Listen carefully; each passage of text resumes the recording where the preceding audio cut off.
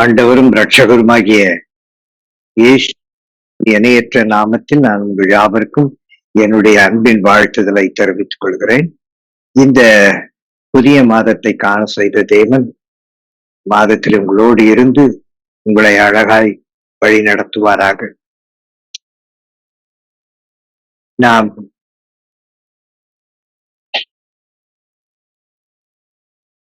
நாம் கேட்ட வேத வசனத்தை நமக்கு கொடுக்கப்பட்ட வாக்குத்தத்த வசனம் எசாயா 49:11. என் மலைகளை எல்லாம் வழிகளாக்குவேன், என் பாதைகள் உயர்த்தப்படும். ஆங்கிலத்திலே I will make all my mountains a way and my highways shall be exalted. பொதுவாக இந்த வசனத்தை ரெண்டு விதமாய் நாம் பார்க்கலாம். ஒன்று நாம் செய்வது போலவும், இன்னொன்று கர்த்தர் செய்வது போலவும் இருக்கும். இதை நாம் இன்று கர்த்தர் இந்த மாதத்தில் நமக்கு செய்வதை போல நாம் பார்க்க போகிறோம்.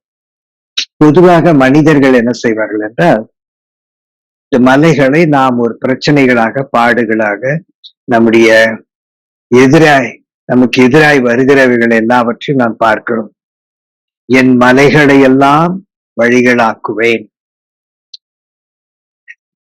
நிறைய பேர் அப்படித்தான். நான் பைபிள் படிக்கிறனோ இல்லையோ, ஜெபம் பண்றனோ இல்லையோ, நான் நல்லவன், நான் நீதிமான், நான் எல்லாமே சரியா செய்வேன், நான் தப்பாவே செய்ய மாட்டேன். அதே வாழ்க்கையில இல்லை, நான் செய்வதெல்லாம் சரி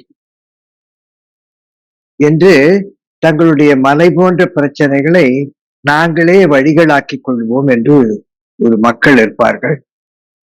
என்னுடைய பாதை அதனாலே உயர்த்தப்படும், நான் உழைத்த உழைப்பினாலே நான் உயர்ந்திருப்பேன். இது உலக வழக்கு, இது உலகத்தின்படி நடக்கிற ஒரு காரியம். ஆனால் சில நாட்கள் கழித்து அவர்கள் உயர்த்துவதில்லை. அவர்கள் செய்யும் தொழிலா இருக்கட்டும், அவருடைய வியாபாரங்கள், அவருடைய உழைப்பு, நிலப்புலன்களில் ஏற்பட்ட உழைப்பு, பாருங்கள், எதிலுமே அவர்கள் நினைத்தபடி சாதிப்பதில்லை. எல்லாமே தாங்கள் நினைத்ததுக்கு மாறாக தான் எல்லாமே நடந்திருக்கும். அவர்கள் உட்கார்ந்து யோசித்தால் தான் நினைத்த கனவு, தான் நினைத்த வாழ்க்கை, தான் நினைத்த வழிகளில் எதுவுமே நடக்கவில்லை என்று யோசித்தால் தான் புரியும். நான் கடவுளை ஒரு ஓரத்தில் வைத்துவிட்டு என் பலத்தை, என் பணத்தை, என் ஞானத்தை, என் சாதுரியத்தை நம்பி வந்தேன். ஆனால் நான் எதிர்பார்த்த எதுவும் அடையவில்லை. எல்லாம் தலைகளாய் மாறி போயிற்று. இதுதான் என் மலைகளை எல்லாம் நானே வழியாக்குவேன் என்று சொல்லுகிற ஒரு மனிதனுடைய வாழ்க்கை.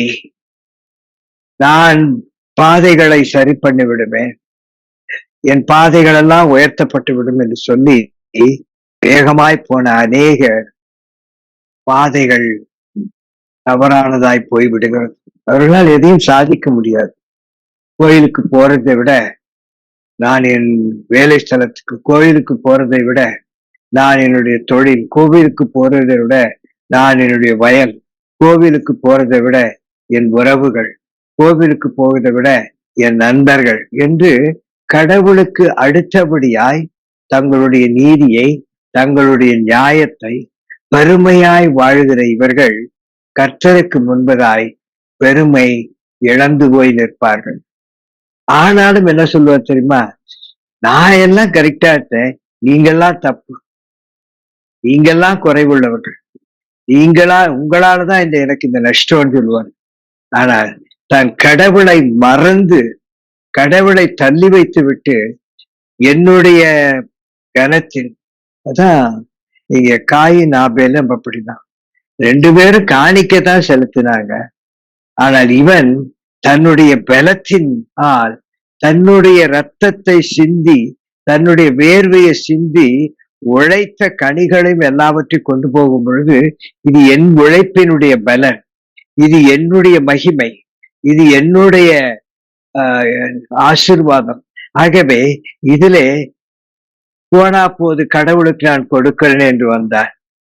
ஆனால் இவனோ கர்த்தருக்கு பிரியமான பலியை ஆபேல் செய்தான். இதெல்லாம் என்னுடையது இல்ல. இந்த ஆடுகள் பல குட்டிகளை போட்டு இந்த ஆடுகள் பெருகுவதற்கு நான் எதுவுமே செய்யவில்லை. சாப்பாடு கொடுத்தேன், தண்ணி கொடுத்தேன், பாதுகாத்தேன். ஆனால் இந்த ஆடுகள் எல்லாம் கர்த்தருடைய கிருபையினால் பெருக செய்யப்பட்டன. அவர் நினைச்சிருந்தால் என் வீட்டுல பெண் ஆடுகள் மலடியாய் வைத்திருந்தால் எனக்கு என் ஆடுகள் பெருகி இருக்காது.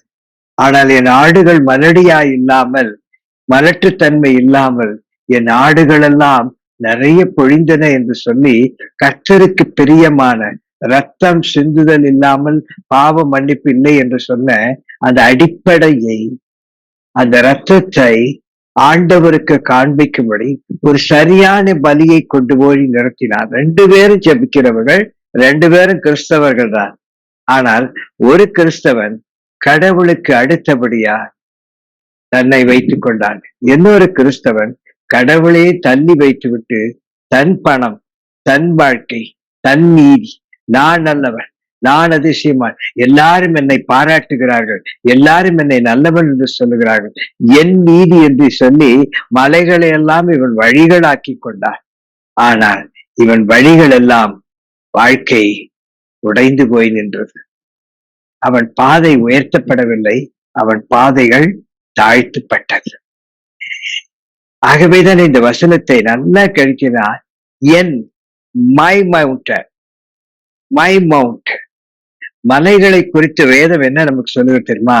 அவர் மலைகளின் தேவன் என்று எழுதப்பட்டிருக்கிறார். ஆகவே உன் பிரச்சனைகளை அறிந்தவர் அவர் ஒருவர் தான். உன்னுடைய எல்லா பிரச்சனைகளுக்கும் நீக்க வேண்டுமானால் அவர் மட்டும்தான் தேவன்.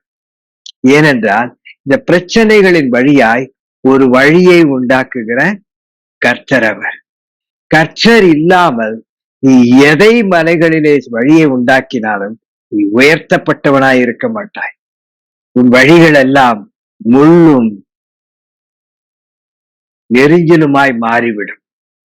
ஆனால் உன் பாதை, my highways shall be exalted, உன் பாதைகள் உயர்த்தப்பட வேண்டும். அதற்கு யார் உதவி செய்ய வேண்டும்? இந்த மாதத்திலே உங்கள் வழிகள் எல்லாம், உங்களை சுற்றி மலைகள் நின்று கொண்டிருக்கிறதா? மலை போன்ற பிரச்சனைகள். எத்தனையோ பேருக்கு திருமண பிரச்சனை, எத்தனையோ பேருக்கு வேலை பிரச்சனை, எத்தனையோ பேருக்கு குழந்தை பாக்கியம் இல்லாத பிரச்சனை. இவையெல்லாம் மலை போன்று உங்களுக்கு இருக்கலாம். என் அருமை சகோதரனே, சகோதரியே, உங்கள் இருதயத்தை தேற்றிக் கொள்ளுங்கள். ஏசாயா 49:11 படி என் ஆண்டவர் சொல்லுகிறார், மை மவுண்டன், என் மலைகளை எல்லாம் வழிகளாக்குவேன். என்ன அந்த மலை? இவருடைய பிரச்சனைகள்லாம் இருக்கிறது இல்ல. இந்த பிரச்சனையெல்லாம் நீ பெரிய மலையாய் நினைக்கிறாய். ஆனால் மிகப்பெரிய மலை, கண்மலை இயேசு. அந்த இயேசு என்ன செய்வாராம்? உன்னுடைய மலைகள் இருக்கிறதுல, அந்த மலைகளை எல்லாம் அதன் வழியாய் ஒரு பாதையை உண்டாக்குவார். உன் திருமணத்தில் எத்தனையோ தடை இருக்கலாம். திடீரென்று ஒரு பாதை தோன்றும். அந்த பாதை உயர்ந்த பாதையாய் இருக்கும். இதுவரை நீ பார்த்திராத ஒரு பாதையாய் இருக்கும். இந்த மாதத்தில் என் அன்பான சகோதரனை, சகோதரி, உன் திருமண காரியமாய் இருக்கட்டும், உன்னுடைய வேலை விஷயமாய் இருக்கட்டும், உன்னுடைய சரீரத்திலே சுகமில்லாமல் பல நாள் நீ போராடி கொண்டிருக்கலாம்.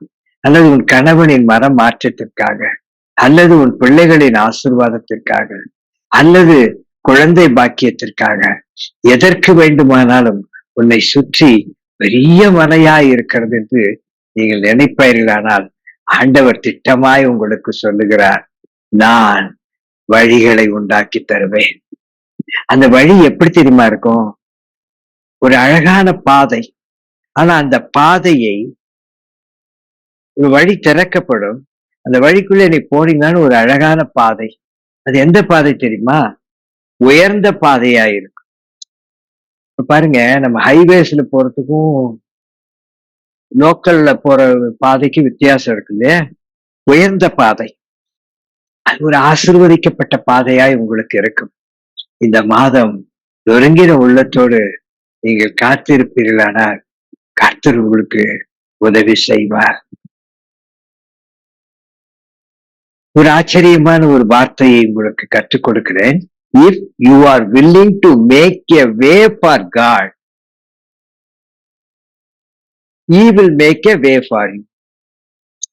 நீங்கள் கடவுளுடைய பாதைக்கு உங்கள் வாழ்க்கையை திருப்புவீர்களானால், கடவுளுக்கு முதலிடம் கொடுக்க ஆரம்பிப்பீர்களானால், கடவுளுக்கேற்ற சரியான பலியை செலுத்துவீர்களானால், இந்த வேத புத்தகத்தை வாசிக்காமலேயே ஆசீர்வாதங்கள் வேணும் என்று கிடைக்கும் என்று நம்பிக்கொண்டிருக்கிற என் அருமையான சகோதரனே, சகோதரி, இந்த இறைவனுக்காக வேத புத்தகத்தை தூக்கி கொண்டு போக ஆலயத்திற்கு வைக்கப்படுகிற சகோதர சகோதரர்கள் எத்தனையோ பேர் இருக்கிறார். நீ கர்த்தரை சுமக்க மாட்டாய், ஆனால் கர்த்தர் உன்னை சுமக்க வேண்டும் என்று விரும்பினால் அது நடப்பதே இல்லை. If you are willing to make a way for God, உன் வழிகள் கர்த்தர் அந்த வழியில் வந்து பிரவேசிக்கும்படி நீ செய்வாயானால், He will make a way for you.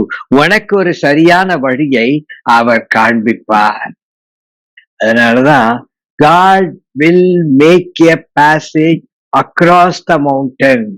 மலையெல்லாம் உடைக்கல, உன் பிரச்சனை எல்லாம் தீர்ப்பதில்லை, ஆனால் பிரச்சனைகளின் வழியாய் நீ தப்பு வைக்கும்படியான ஒரு வழியை அவர் உண்டாக்குகிறார். திடீரென்று ஒரு பிரச்சனை மலைத்து போய் நிற்கும், அந்த மலை அங்கேயே இருக்கும், நீ மலையை தாண்டி போய் விடுவாய். Amen. The way back to Jerusalem will be as smooth as possible. அந்த பாதை உயர்த்தப்பட்டதினாலே அந்த வழிகளிலே உனக்கு ஒரு சமாதானமான வழியாய் இருக்கும். அது கொஞ்சம் எளிமையாய் இருக்கும். ரொம்ப கஷ்டப்பட்ட, ரொம்ப வேதனைப்பட்ட அந்த பாதையில, ஆனா அந்த பாதையை கொஞ்சம் சற்று ஹைவேல அவர் கொண்டு வரும்போது, my highways shall be exalted.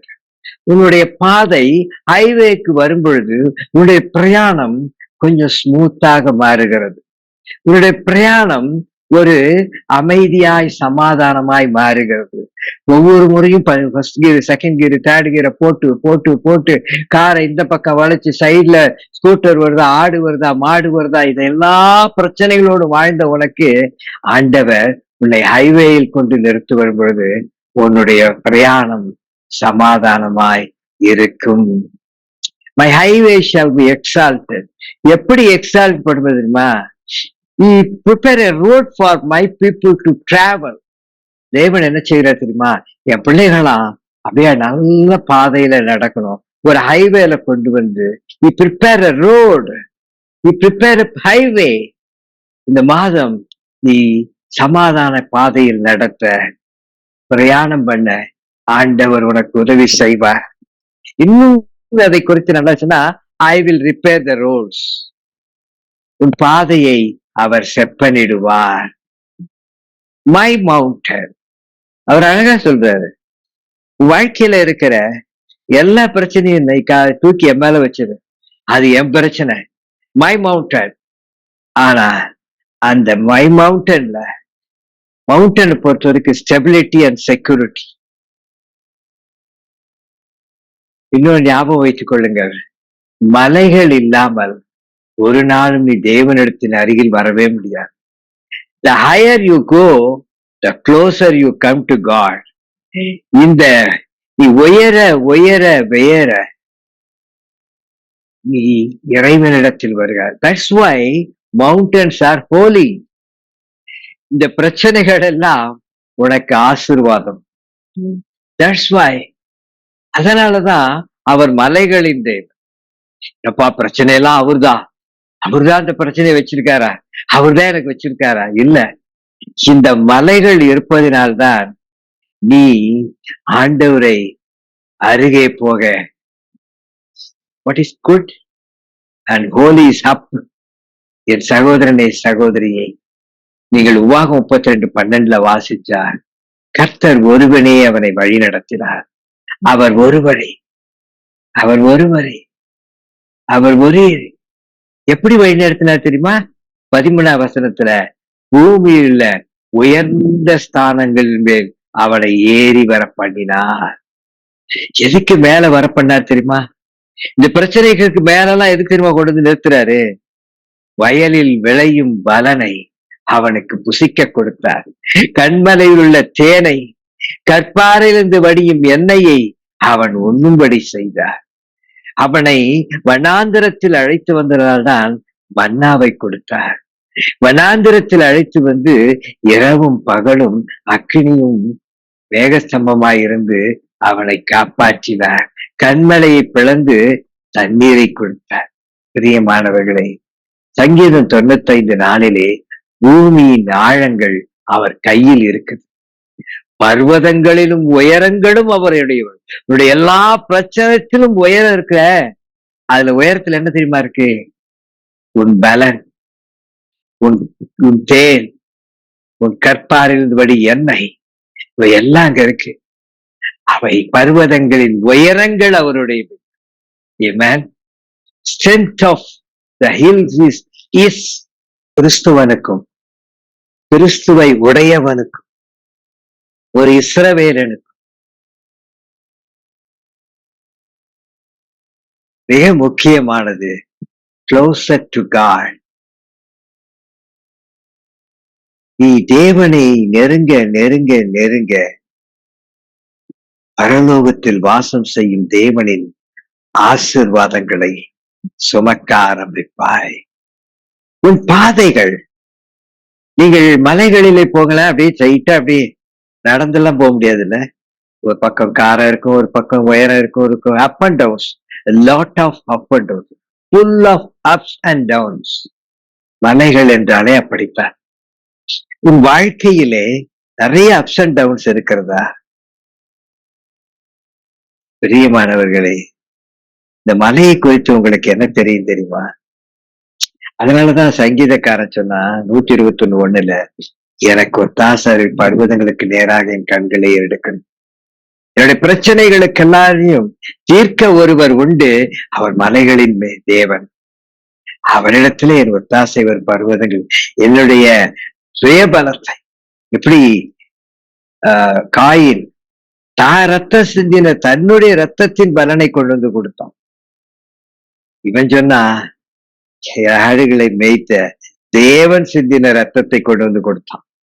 அது குமாரனின் ரத்தத்தை தேவன் நினைவுக்கு வந்து பாபேலின் ரத்தத்தை அவர் அங்கீகரித்தார். என் அருமையான சகோதரனை சகோதரி, கடைசி நாட்களில் கர்த்தருடைய ஆலயமாகிய பர்வதங்களின் கொடுமுடியில் ஸ்தாபிக்கப்படும். கடவுளுடைய ஆலயமே கொடுமுடியில் தான் ஸ்தாபிக்கப்படும். உங்க வீட்டு பக்கத்துல இல்ல, உடைய எல்லா பிரச்சனைகளுக்கு மேலாய் ஸ்தாபிக்கப்படும். மலைகளுக்கு மேலாய் உயர்த்தப்படும். எல்லா ஜாதிகளும் அதுக்கு வருவார்கள். The mountain of the Lord's house shall be established in the top of the mountain.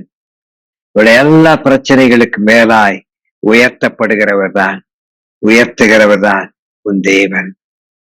அதனால்தான் ஜனங்கள் புறப்பட்டு வந்து நாம் கர்த்தரின் பர்வதத்துக்கு நீங்கள் வேதத்தை வாசித்து பாருங்கள், இவ்வளவோ பர்வதங்களை உங்களுக்கு தெரியும். The mountain of Elohim, மலைகளின் தேவன். நீங்கள் யாத்திராகத்துல பாத்தீங்கன்னா the mountain of Exodus, எல்லா மலைகளுக்கும் அழைத்து செல்லுகிற தேவன்.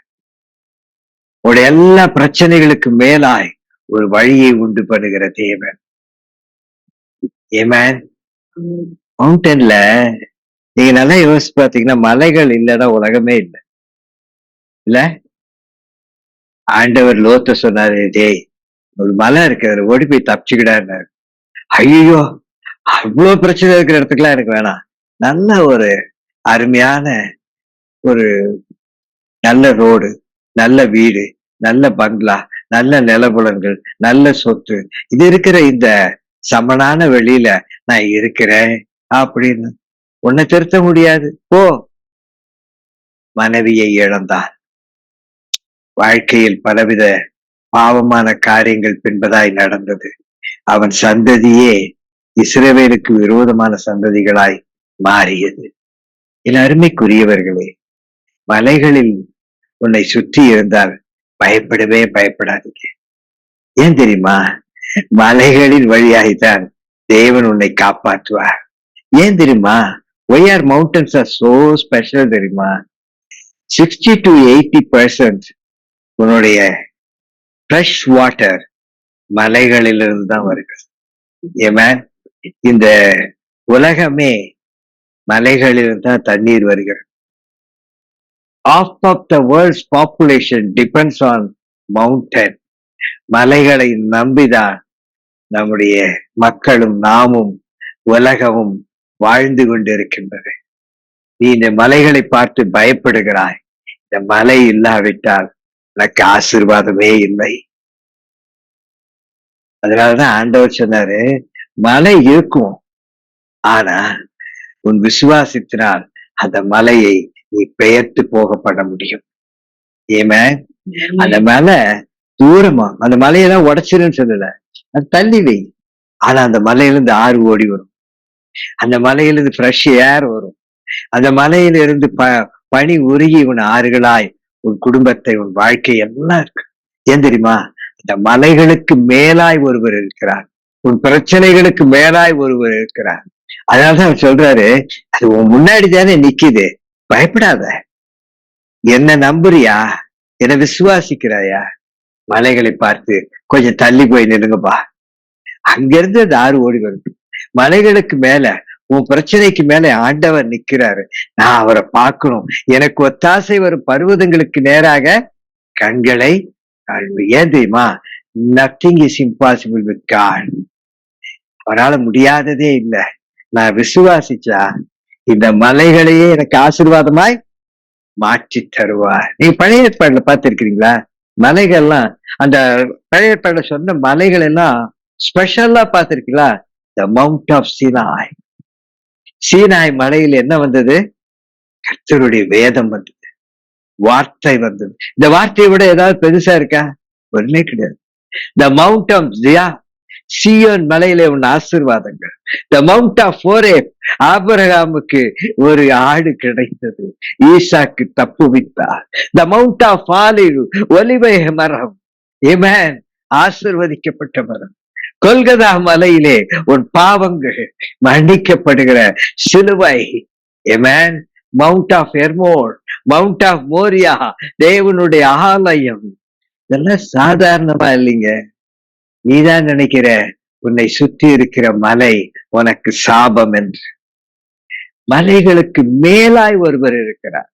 நீ எப்பொழுதுமே இந்த மலையை தான் தென்பட, இந்த மலையில எனக்கு அது கிடைக்கும், இந்த மலையில எனக்கு இது கிடைக்கும் என்று நீ நிற்கிறாய். இல்லை, உச்சியில் தான் தேவன் இருக்கிறார். உச்சியில் தான் எல்லாம் உள்ளது. மலைகளில் வடியும், ஆமா, ஆசீர்வாதங்கள். இன்னைக்கு கூட இஸ்ரேல் அப்படிதாங்க. அந்த மலையில மழை பெய்யும், அது முதல் 3 மாசம் மேல இருக்கும், அப்புறம் பாதி வரும், அப்புறம் இன்னும் பாதி வரும், கடைசியில தான் அது கீழே வரும். அதனால இஸ்ரேல்காரங்க சோர்ந்து போல உச்சியில போய் பயிரிடுவான். அங்க மழை தண்ணி இருக்கும். அடுத்த 3 மாசம் நடுவில் வந்து பயிரிடுவான், அப்புறம் கீழே வந்து பயிரிடுவான், அப்புறம் தரையிலே பயிரிட்டுருவான். ஆக மொத்தம் வருடம் முழுவதும் அவன் ஆசீர்வாதமா இருக்கிறார். வருடம் முழுவதும் உங்க விளைச்சல். சின்ன நாடு உலகத்துக்கே கொடுக்கிற நாடாய் மாறி இருக்க காரணம் என்ன தெரியுங்களா? 365 days அங்கு எப்பொழுதும் மழை பெய்கிறது. மழைன்னா நேரா பெய்யல, பெய்த மழை அவர்களுக்கு 365 நாட்களும் ஆசீர்வாதத்தை கொடுக்கிறது. ஏமே, உயர்ந்த சிகரமுள்ள பர்வதங்களே, சங்கீதம் 68:15 அவன் அழகா சொல்லுவான், ஏன் துள்ளுகிறீர்கள்? இந்த பர்வதத்தில் வாசமாயிருக்கிற தேவன் விரும்பினார். இந்த கர்த்தர் இதுல என்றென்றைக்கு வாசமாயிருப்பார். அவர் தாங்க அந்த மலை மேல இருக்கார். பிரச்சனைகளுக்கு மேல அவர் இருக்கார். அதனாலதான் ஏசாயா 40:3 உங்களுக்கு கற்றுக் கொடுக்கிற, கர்த்தருக்கு வழியை ஆயத்தப்படுத்துங்கள். நீ வழியை என்ன பண்ற? உன் செல்வம் பெருகும்படியாய், உன் கடனை அடைக்கும்படியாய், உன்னுடைய ஞானம், புத்தி, அறிவு, தெளிவு, என்ன வயசானாலும் கவலைப்படுறது. It's my ambition. நான் அப்படியே என்னுடைய நிலத்திலெல்லாம் விளைய செய்து என்னுடைய நிலத்தில ஏராளமானவை உண்டாக்கி இஸ் மை ஓன் அம்பிஷன். நான் விரும்பினபடியெல்லாம் வாழ்ந்து காட்டுவேன், நான் கனவு கண்டபடியெல்லாம் வாழ்வேன் என்று சொல்லி நீ ஆயத்தப்படுத்தும் பொழுது அந்த மலை உனக்கு வேதனையாகவே மாறிவிடுகிறது. அதுல ஒண்ணுமே நீ விளைச்சதெல்லாம் விளையறது இல்ல. அதுல நீ செஞ்ச எந்த நன்மையும் உனக்கு நன்மையா வரப்போறது இல்ல. இந்த வசனம் அப்படித்தான் சொல்லிக் கொடுக்குது. கர்த்தருக்குதான் வழியை ஆயத்தப்படுத்தணும். நீ ஒரு மலையை, ஒரு நிலத்தை, ஒரு வியாபாரத்தை, ஒரு தொழிலை, ஒரு வேலை ஸ்தலத்துல நீ எந்த இடத்திலும் கர்த்தருக்கு வழியை ஆயத்தப்படுத்தாமல் உன் வழிகள் எல்லாம் முள்ளும் கரடுமாய்தான் இருக்கும். அவாந்தர வழியிலே நம்முடைய தேவனுக்கு பாதையை செவ்வை பண்ணுங்கள். நீ உன் பாதையை செவ்வையாய் வை. ஆலயத்திற்கு போக கற்றுக்கொள். ஈஸ்டரா, குட் ஃப்ரைடா, ஆலயத்திற்கு போக கற்றுக்கொள். பரிசுத்த சன்னிதானத்தில் காத்திருக்க கற்றுக்கொள். தேவனுக்கு முதலிடம் கொடுக்காத உன்னுடைய எல்லா வழியிலும் முற்புதர்கள் தான் உண்டாக்கப்படும். உன்னுடைய எல்லா வேதனைகளும் வேதனையா, எல்லா காரியங்களும் வேதனையாய் தான் மாறிவிடும். உன் கனவுகள் தோற்று போய்விடும். உன்னுடைய அம்பிஷன் எல்லாம் ஒன்றுமில்லாமல் போய்விடும். நீ நம்புகிறவர்கள் உயிரோடே இல்லாமல் போய்விடுவார். நீ யாரை நம்பி வாழ்ந்தாயோ அவர்கள் உன்னை விட்டு கடந்து போயிடுவார்கள். அந்த நம்பிக்கை போனவுடன் அழுது புலம்புகிறோம். எதுவும் உன் வாழ்க்கையில் நிரந்தரம் என்பதை நாம் புரிந்து கொள்வதே இல்லை. நிரந்தரம் எது? கர்த்தருக்கு நீ வழியை ஆயத்தப்படுத்தி விட்டால் கர்த்தர் உன்னை நிரந்தரமாய் உன் பிரச்சனைகளுக்கு மத்தியிலே, இந்த 4ஆம் வசனம் ஏசாயா 40:4, பள்ளமெல்லாம் உயர்த்தப்பட்டு சகல மலையும் குன்றும் தாழ்த்தப்படும். ஆமென். உனக்கு முன்பதாயிருக்கிற எந்த பிரச்சனையா இருந்தாலும், மலை போன்ற பிரச்சனையா இருக்கலாம், ஒரு சிலருக்கு குன்று போன்ற பிரச்சனையா இருக்கலாம், என்ன பண்ணுவா சொல்வாரு? அதை தாழ்த்துவார், உன்னை உயர்த்துவார். நீ கீழே இருந்து மலையை பார்த்து அழுத, என் தேவன் என்ன சொல்வார் தெரியுமா? நீ எனக்கு ஒரு பாதையை வச்சுட்ட, அந்த பாதை வழியா நான் வந்துட்டேன்ல, இப்ப என்ன செய்ய போறது தெரியுமா? அப்பாலே போ சாத்தானே, இறையாதே, என் வார்த்தையை அனுப்பி சகல மலையையும், திருமணமாகாத மலையையும், குழந்தை பாக்கியம் இல்லாத மலையையும், வேலையே கிடைக்காத மலையையும், ஞானமே இல்லாத ஞானத்தையும், என்னென்னலாம் மலையாய் இருக்கிறதோ அத்தனை மலையையும் அத்தனை குன்றையும் தாழ்த்தி விடுவார். ஆமென். பள்ளத்திலே உட்கார்ந்து மலையை பார்த்து கண்ணீரோடு தேவனுக்கு ஒரு வழியை ஆயப்படுத்தின உன்னை தேவன் உயர்த்துவார். பள்ளமெல்லாம் உயர்த்தப்பட்டு சகல மலையும் குன்றும் தாழ்த்தப்பட்டு, அதோடு மட்டுமல்ல, கோணலானது செவ்வையாய் மாறிவிடும். கர்த்தரை ஆராதிக்கும் முன்பதாக, கர்த்தரை ஏற்றுக்கொள்வதற்கு முன்பதாக உன் வாழ்க்கையில் ஏற்பட்ட எல்லா கோணலையும், எல்லா சாபத்தையும், எல்லா தோல்விகளையும் தேவன் செவ்வையாய் மாற்றுகிறாரா? காரணம், அவருக்கு வழியை நீ ஆயத்தப்படுத்தினாய். கரடு முரடானவைகளை சமமாக்கப்படும். வாழ்க்கையில கரடு முரடான பல சூழ்நிலைகள். காலையில சந்தோஷமா இருப்பேன், மாலையில அழுதுட்டு இருப்பேன். உன் வேலை விஷயத்துல பாருங்க, நல்லாவே உன்னை வச்சிருந்துருப்பான், திடீர்னு பார்த்தா நாளைக்கு என்ன நடக்கும்னே தெரியாம நிறைய பேரு, நாளைக்கு வேலை போகுமா போகாதா, நாளைக்கு இது நடக்குமா நடக்காதா, வேலையில எனக்கு ப்ரமோஷன் கிடைக்குமா கிடைக்காதா, அவ்வளவுதானா, நான் இதுக்காக என் உயிரை கொடுத்து வேலை செய்தேன். நிறைய பேரு காயின் மாதிரி உயிரை கொடுத்து வேலை செய்வாங்க. நான் செஞ்சேன், எனக்கு இது கிடைக்கணும், நான் இப்படி உழைச்சேன், எனக்கு இது கிடைக்கணும், ஏன் இப்படியெல்லாம் உயிரை கொடுத்து வேலை செஞ்சேன், எனக்கு இது கிடைக்கும். காயின் மாதிரி இருந்தால் கிடைக்கவே கிடைக்காது. ஆனால் ஆபேல் மாதிரி, என்ன நானும் பராமரிச்சேன், நானும் அந்த ஆடுகளுக்கு உதவி செஞ்சேன், நானும் அந்த ஆடுகளுக்கு தண்ணி ஊத்தேன், நானும் இந்த கம்பெனிக்கு உழைத்தேன், ஆனால் விளைய செய்கிறவர் தேவன் என்று ஒரு மனிதன் நினைத்தானால் கர்த்தர் கரடு முரடானவர்களை சமமாக்குவார். கர்த்தரின் மகிமை வெளியாகும் என்று 5ஆம் வசனம் சொல்லுகிறது. நான் ஏசாயா 30:40 3, 4, 5 படிக்கிறேன். கர்த்தரின் மகிமை வெளியரங்கமாகும், மாம்சமான யாவும் அதை ஏகமாய் காணும். அப்படி அர்த்தம் என்ன தெரியுமா? கர்த்தர் உன்னை உயர்த்துவதை உன் ஜனங்கள் காண்பார்கள். கர்த்தர் உன்னை உயர்த்துவதை உன் பொறாமையின் மக்கள் காண்பார்கள். கர்த்தர் உன்னை உயர்த்துவதை உன் எதிராளிகள் காண்பார்கள். உன் வேலை ஸ்தலத்தில் உன்னை தாழ்த்தி இருந்தால், நீ கடவுளுடைய பிள்ளையாய் உன் தேவன் உன்னை உயர்த்தும் பொழுது எல்லாரும் ஓடி வந்து உனக்கு ப்ரமோஷனை தருவார்கள். ஓடி வந்து உன்னை உயர்த்துவார்கள். உன் வேலை உன்னை தேடி வரும்.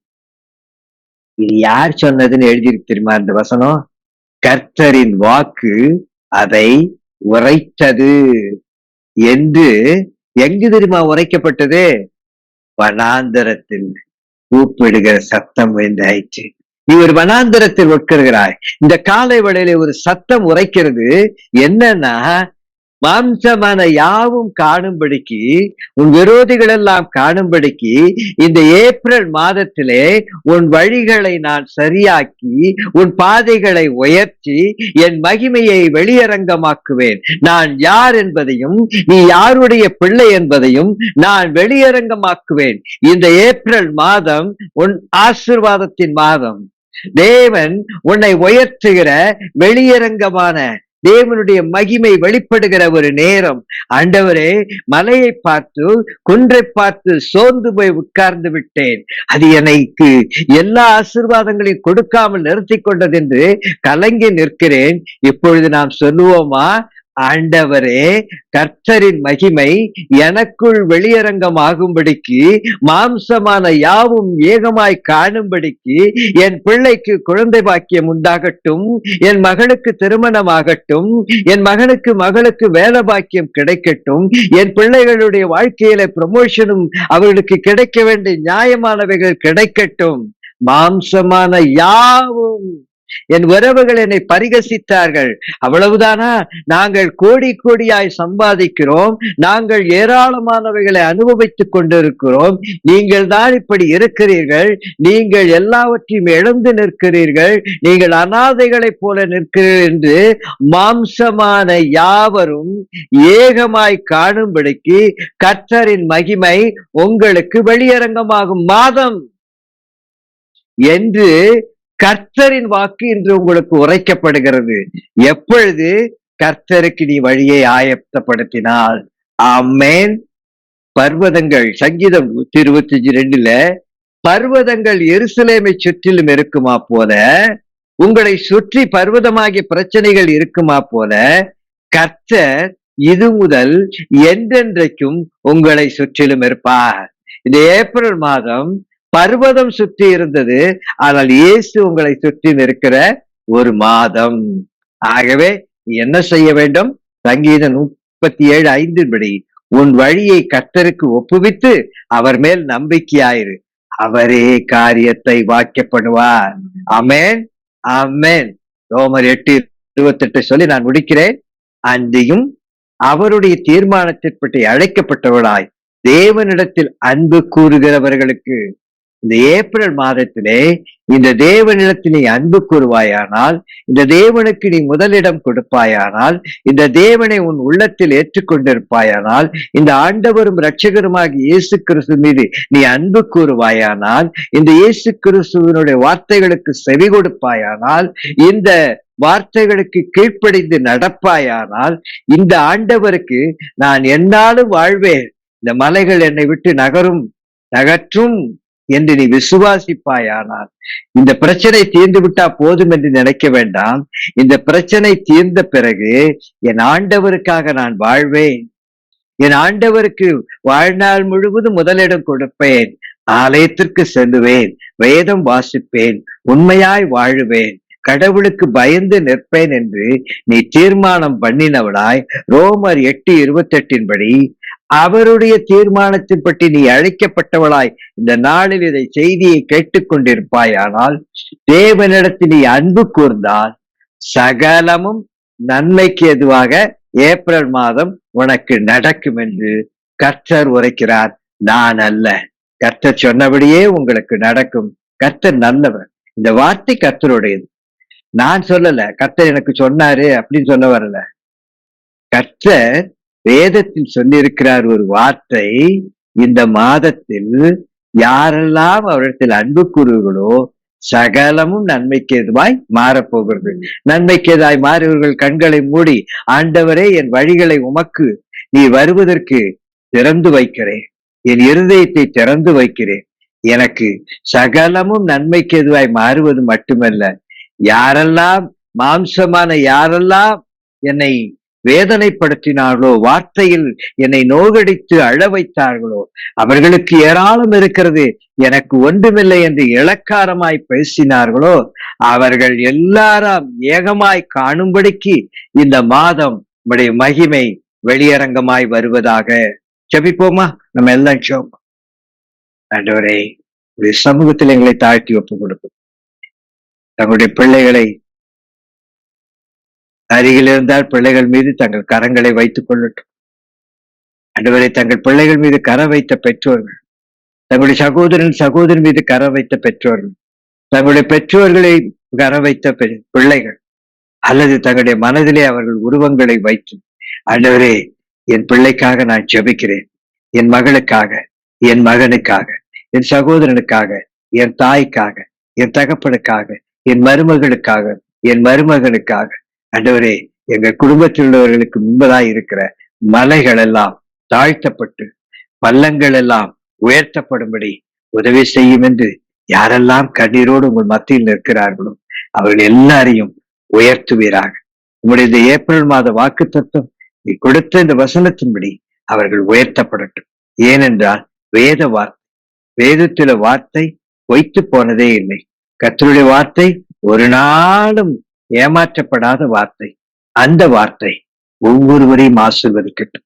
இந்த ஜூமிலும் நேரிலும் பிற்காலங்களில் யூடியூபில் கேட்கிற யாவரும் இந்த வார்த்தையை கேட்கும் பொழுதே அவர்கள் கர்த்தருக்கு வழியை ஆயத்தப்படுத்தும் பொழுது கர்த்தர் அவருடைய வழிகளை செம்மைப்படுத்தி அவர்களை எல்லாருக்கும் முன்பதாய் அவருடைய மகிமையினால் கனப்படுத்துவாராக.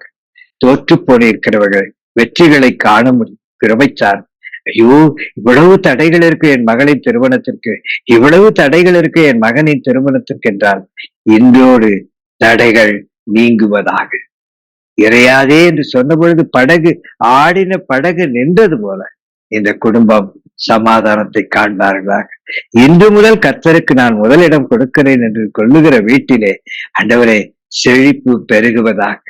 இன்று முதல் இந்த கர்த்தருக்காய் உண்மையாய் நான் வாழ்வேன் என்று சொல்லுகிறவர்களுக்கு வீட்டிலே சமாதானம் பெருகுவதாக. இன்று முதல் நான் காயின் பலிகளை செலுத்தி வந்ததை மாற்றி ஆவேலின் பலியை போல கர்த்தருக்கு உகந்த பலியை நான் செலுத்துகிறேன். கர்த்தருக்கு விருப்பமான வழியில் நான் நடக்கிறேன். கர்த்தர் விரும்பினபடி நான் வாழுகிறேன். கர்த்தருக்கு முதலிடம் கொடுத்து நான் வாழுகிறேன். எனக்கு ஃபர்ஸ்ட் காட், அதன் பின்புதான் என் வாழ்க்கையில் எல்லாம் என்று சொல்லி கடவுளை முன்னிறுத்துகிறவனாய் இருக்கிறேன் என்று யாரெல்லாம் தங்களை ஒப்பு கொடுக்கிறார்களோ அவர்களுக்கு மீது உடைய மகிமை வெளியரங்கமாக காண்பிப்பதாக.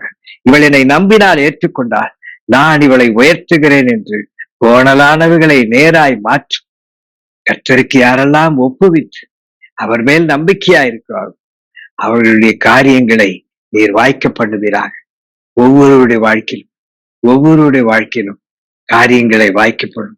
ஜூமில் வந்திருக்கிற அத்தனை பேர் குடும்பங்களிலும் ஆண்டவரே காரியங்களை வாய்க்கப்படுவீராக. இந்த மாதம் காரியங்கள் வாய்க்கப்படும்படி ஆண்டவரே கொடுத்த அந்த வாக்கு தத்துவத்தின்படி அவருடைய மலைகள் எல்லாம் அவர்களை நீர் வழியாக்கி கொடுக்கும் பொழுது அவருடைய பாதைகள் உயர்த்தப்படட்டும், அவருடைய கண்ணீர் துடைக்கப்படட்டும்.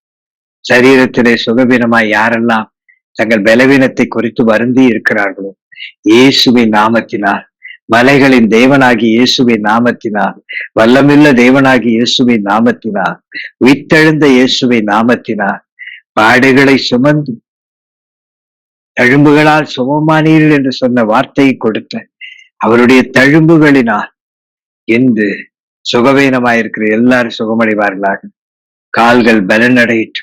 அவருடைய வயதனைகள் அவருடைய எல்லா பிரச்சனைகளுக்கும் ஒரு முடிவு உண்டாகும்படிக்கு ஐசியில் இருந்தால் வரட்டும் ஆண்டவரே, ஹாஸ்பிட்டல் இருந்தால் வீட்டிற்கு வரட்டும் ஆண்டவரே, நாட்கள் குறித்திருந்தால் அந்த நாட்களுக்கு முன்பதாக அவர்கள் சுகமாகட்டும்.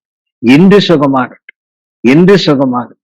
எல்லா வியாதியும் ஓடி வருவதாக, பல்வலிகள் தீர்ந்து போவதாக, எல்லா தலைவலியும் தீர்ந்து போவதாக, மைக்ரேனின் வராதிருப்பதாக, எல்லா பிரச்சனைகளுக்கும் முடிவதாக, எல்லா ஸ்ட்ரெஸ்ஸுக்கும் காரணமா இருப்பவர்கள் இல்லாமல் போவதாக, ஸ்ட்ரெஸ் வராதபடி அவர்களை காப்பாற்று.